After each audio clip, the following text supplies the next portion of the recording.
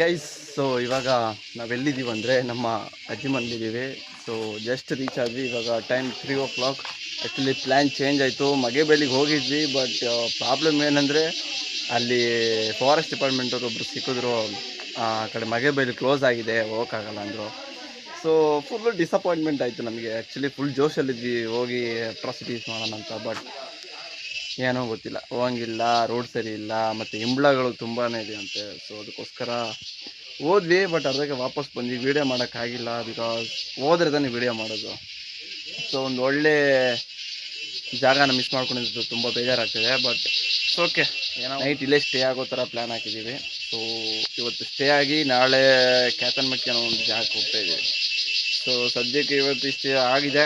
ಸೆರೆಮನೆಯಲ್ಲಿ enjoy ಮಾಡಿ ಬಂದಾಯಿತು. ಫುಲ್ಲ ಸಖತ್ತಾಗಿತ್ತು, ತುಂಬ ಜನ ಇದ್ದರು. ಸೊ ಬನ್ನಿ, ಇನ್ನು ಇವನು ನನ್ನ ಫೋನ್ ಹಾಳಾಗಬೇಕು ಅಂತ ಅನ್ಕೊಂಡಿದ್ದ, ಇರಲಿಲ್ಲ, ಮನಸ್ಸಲ್ಲಿ ಹೇಳ್ಕೊಂಡಿದ್ದ. ಅದಕ್ಕೆ ಹಾಳಾಗೋಯ್ತು. ವರ್ಕ್ ಆಗಿದೆ. ಲೈಟ್ ನೋಡಿ ಇವನಿಗೆ, ಇಲ್ಲಾಂದ್ರೆ ಶಾಪ್ ಆಗ್ಬಿಡ್ತಾನೆ. ಮಿಸ್ ಹೊಡಿತಿದೆ. ಯು ನೋ ವಾಟ್, ಫಿಕ್ಸ್ ಆಯಿತು ಗ್ಲಾಸ್ ಅಂತ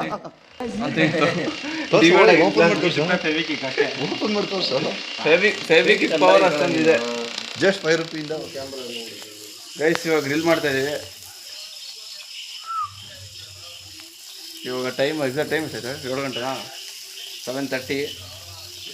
ಎಲ್ಲ ಬಾಯ್ಸ್ ಸೇರಿ 8 ಗಂಟೆ ಗ್ರಿಲ್ ಮಾಡ್ತಾ ಇದೀವಿ ಇವಾಗ.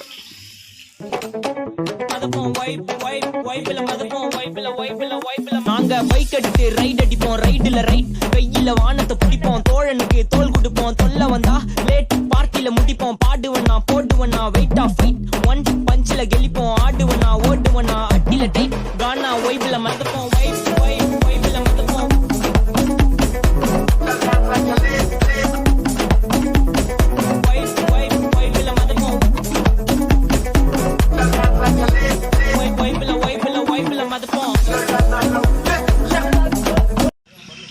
ಸೊ ಗೈಸ್ ಇವಾಗ ನೈಟು 10:30 ಆಗಿದೆ. ಇವಾಗ ನಾವು ವಾಕಿಂಗ್ ಹೋಗ್ತಾ ಇದ್ವಿ.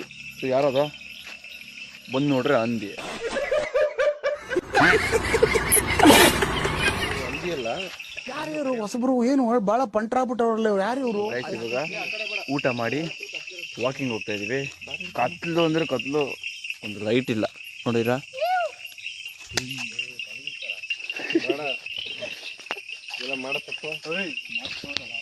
ಸೊ ಈ ಕತ್ಲಲ್ಲಿ ನಾವು ನಡ್ಕೊಂಡು ಹೋಗ್ತಾ ಇದ್ದೀವಿ.